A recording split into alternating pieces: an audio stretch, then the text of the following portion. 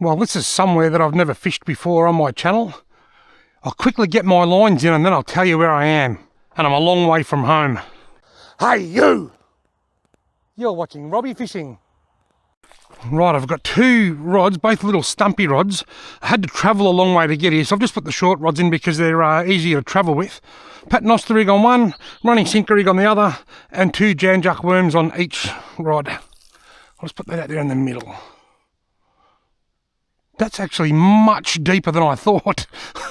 I thought it was only going to be about a foot deep. I reckon that's gone into about 6 feet of water. That was a bit of a surprise. This one can go up this side. Right, now let's wait for a bite. I'll just reel in a bit of slack and then I'll tell you where I am. Wow, look at this magnificent spot. This little oasis in the desert is the Billabong Creek out on the Hay Plains. I'm halfway between Deniliquin and Moulamein, downstream of a spot called Wanganella. I'm pretty much out in the middle of nowhere. It's a very, very remote area out here. I've got my time-lapse camera set up on that stump just there. It's pointing up towards the sky. I've got my two worm rods. I've got all my gear here, but no car. That's because I'm here with Loretta. We've come out here. We're about 280 kilometres from home. I think it was 278 kilometres to this bridge from my place. And we're out here taking bird photos. So we've come out for a fishing and photography day. It's a magnificent area. We both love this part of the world. When we drove in here, I saw something swim across the creek and I said, what's that on the water? Is that a water rat? It looked too big. When we got closer, it was a fox. The fox had swum across the creek and ran up the other side there and shook itself off and ran off into the bushes up there.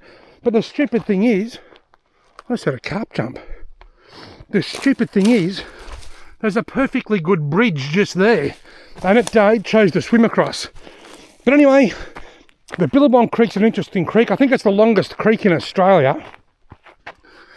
It starts way up north of the Hume Highway, up at the slumping edge of the Snowy Mountains, and it's fed with other little creeks like the Colombo Creek and the Yanko Creek. They run into the Billabong Creek upstream of here. Then that goes all the way down here, and the next town down from here is Moulamein, and that's where the Billabong Creek enters into the Edwards River. So I'm right down the far bottom reaches. The water's low. It's very, very dirty. And if I catch anything, I suspect it's probably going to be a carp. But I do know that there are sections of the Billabong Creek that are stocked with golden perch or yellow belly, silver perch and Murray cod. And there are a few catfish in the Billabong Creek as well. So there certainly are more than just carp in this waterway. But with the water being so low and cold, I suspect that carp are probably what I'm most likely to catch. But you just never know in the big city. In saying that, there's no big city within hundreds of miles of here. I'm in the middle of nowhere. Because it's... oh, there's a nibble.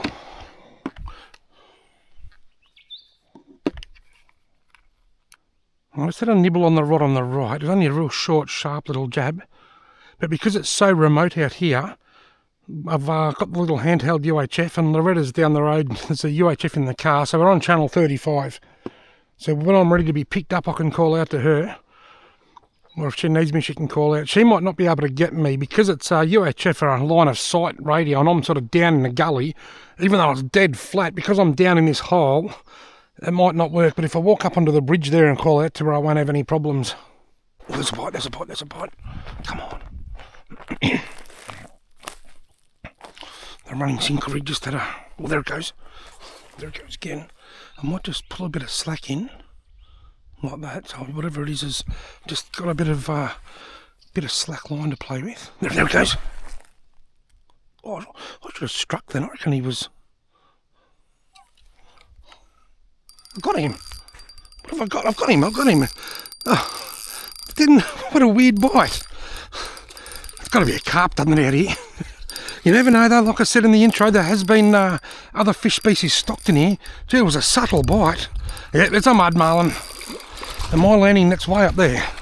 Should be able to beach him down here. Such a subtle bite. Very dark fish. I've got 8 pound line now, so I should be able to lift him up, I reckon. Yeah, I'm on the board. I am on the board. He got off. Sucked in. Can't get back in the... oh, I've got the wrong shoes on. And I've got me I've got my little Olight tomahawk. I can put him to sleep pretty well without dirtying my shoes. Sonny laughs at me when I wash my carp, but I kind of can't. I'll just try and wipe him clean, Sonny. I'll just try and wipe him clean.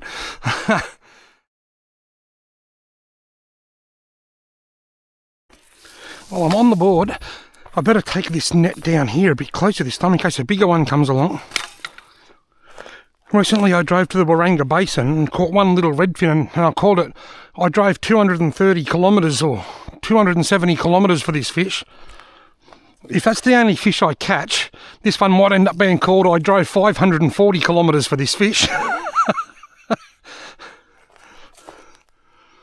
Bloody long way to drive just to catch a carp. I don't care, I just love it. It's a lovely spot. I love these sort of deserty areas. It's really funny driving in because it's so harsh out here, the climate. There's no trees in the paddocks. There's just heaps and heaps of salt bushes. We came through here back in the summer on our way home from Swan Hill. We came back to Backway through New South Wales, and there was just clay pans and clay and salt bushes. Now that there's been a bit of rain, there's green grass and salt bushes. It looks like really nicely mowed and watered front lawns with salt bushes everywhere. It just looks really, really pretty. But I do know that that'll probably change as soon as it starts getting dry again. That grass will die off, and it's just a fascinating part of the world. Almost like being on the edge of the desert. I was taking photos of West Day Illegal. I'm sitting right next to it. Awesome. Did you drive down towards that nest or not? No, this is where the other one was that we saw last time in the dead tree. Oh, there's a bite. He's on there. Got him. Similar to the last one. Might be a bit bigger, is he? It's hard to say. Is it a carp? The weirdest bites. They're just soft bites. It's a lot more pale. Whether it's a pale, a carp, or it's a yellow belly. I'd love it if it was a yellow belly. The bites just aren't hard. It's fighting a bit like a yellow. Oh, gee, I hope it's a yellow belly. If I catch a yellow belly in this dirty water, it'll be really pale, almost white. If it's a yellow, it's a good one. No, it's a carp. Just a very pale one and a much bigger one. The other one was really dark in colour and about half the size. This is a big winter mud marlin. Oh, look at that.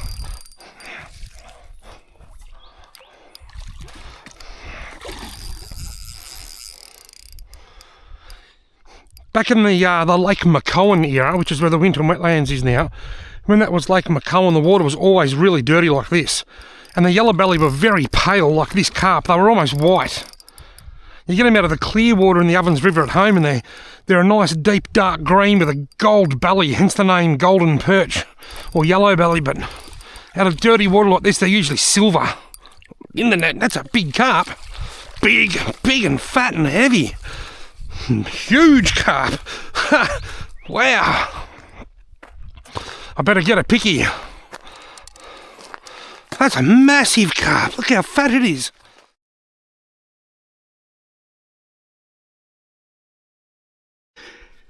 I haven't got anything here to measure it with. Is there something in there? No. I haven't got anything here to measure it with other than my Yabby brag mat. Which goes to 40 centimetres, so it's 40 centimetres to just past that fin, about there I reckon. It's about 63 centimetres. I'm going to pretty comfortably say 63, but look at the girth on it, it's so fat. Have a look at that. I've seen better heads on a flat beer, but that's a fat fish. I better get my line back in. Bit of bum. I nearly fell on my bum. Look at that, I slid down there. I was going to say another one for the pile, but I had a little mishap. I've got no grip at all on these old runners. Right. That was a big carp. It's about, what did I say, 63, I reckon. It's about 62, 63 centimetres. But very fat. I reckon if I caught it in the warmer months, it would have put on a hell of a fight in that condition at that size. The colder water just seems to slow them down. Sort of, the bites are gentler and they just don't fight as hard. And there goes a car over the bridge. The first one that's gone past. That's the first car that's gone past the whole time I've been out here. I'm just looking at Google Maps here to see if I can describe where I am. I'm not far from Moulamein. Say not far, I'm probably guessing maybe 30 kilometres upstream of Moulamein. If you were to draw a triangle, the bottom right hand corner at Deniliquin, then up to Hay, then down to Swan Hill, so a triangle between Deniliquin, Hay and Swan Hill, like that, I'm sort of smack bang right in the middle. I think I'm right on the edge of the Hay Plains. I don't know that there's an actual defining boundary of where the Hay Plains start, but I know I'm near Hay, and it couldn't get any flatter than what it is out here, so it's just a magnificent part of the world. I love it. Absolutely love it out here.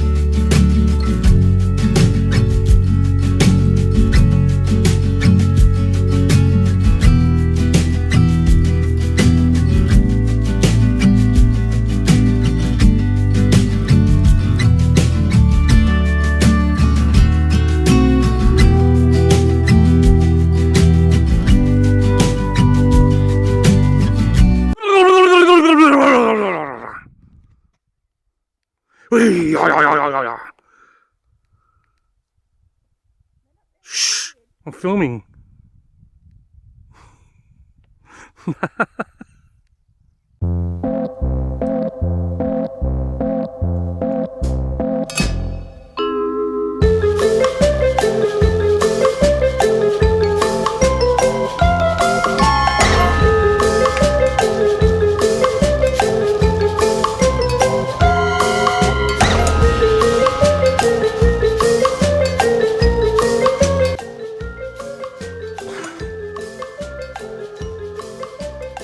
I'm not sure what I am.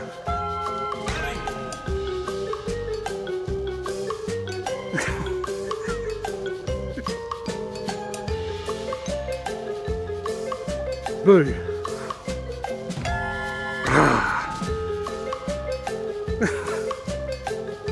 It's like they're scared of me, but they want to see what I am. They're curious.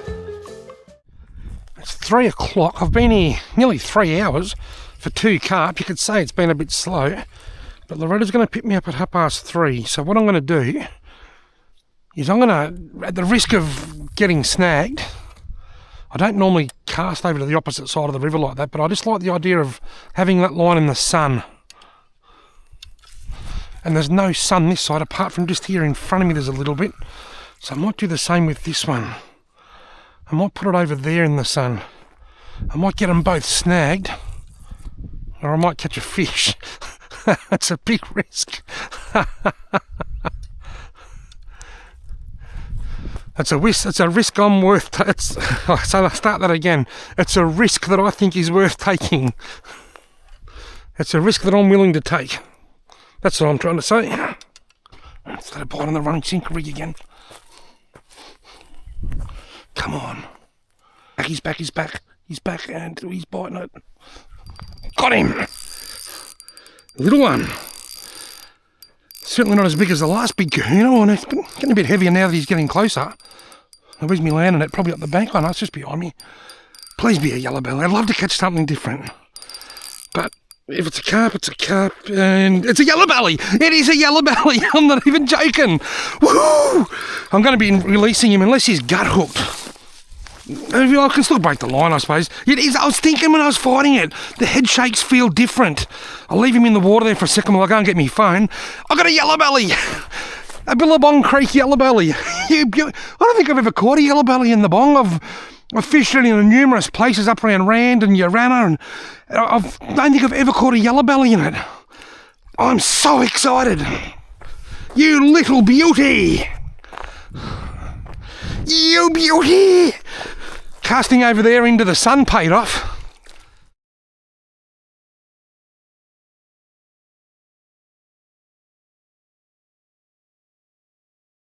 That is a lovely yellow belly, quite pale, coming out of the dirty water. Don't beat yourself. Yellow belly are notorious for that. There he goes. Oh, so excited. Super excited. I'm pumped. Awesome. I wasn't expecting that. I was hoping, I would have been thankful just with a couple of carp. In fact, I'll tell you what, I already had my closing line. He's beached himself again. I already had my closing line rehearsed. See you later, mate. There he goes. I was going to say, well, I only caught 2 carp, but that's better than a slap in the face with a wet lettuce. But now I've caught a yellow belly and I'm super excited. And I've still got about 15 minutes left. I'm going to put my line back in and see if I can pick up a 4th fish. Might be pushing my luck though.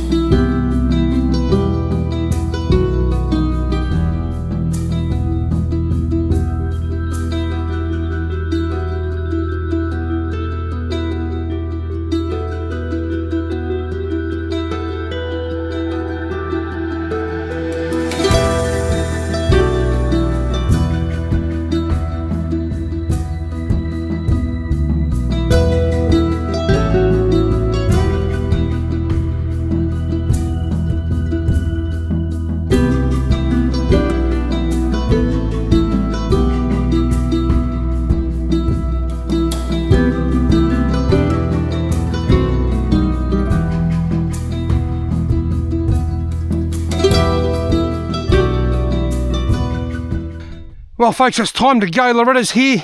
I have had a fantastic few hours out here on the lower Billabong Creek out in the middle of nowhere between Hay and Moulamein, or out near Moulamein. It's a remote area, it's flat, it's beautiful, I love it, and there's fish here too. Awesome. Thank you all very much for watching.